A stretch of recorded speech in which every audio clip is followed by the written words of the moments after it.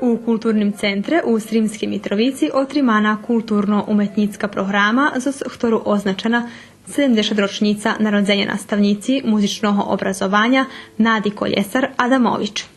Nada bardzo talentowana i muzično angažovana. Zaključuje srednju muzičnu školu iz Vrbajić u Novim Sadze, a kola roboti u osnovnoj školi Branko Radičević u Šize zaključuje i peši stupanj muzične akademije u Beogradze. A znači mi Veljo, zato že vjerojatno čovjek jak stari postanie emotivnejši, takže mi stvarno mi bilo nješka bar strašno.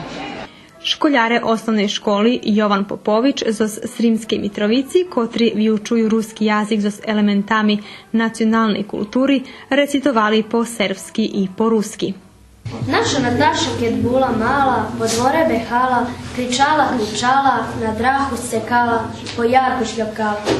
Na označovanju jubileju Nadi Koljesar Adamović, Društvo za ruski jazik, literaturu i kulturu dodjeljelo je i pripoznanje za doprinošenje ruskej kulturi.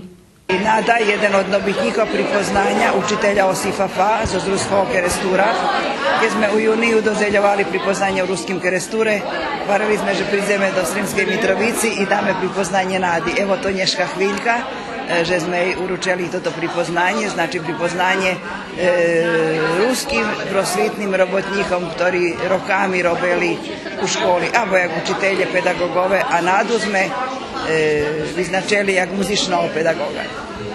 Programu organizovalo Društvo za ruski jazik, literaturu i kulturu i sekcija društva u Sremskej Mitrovici.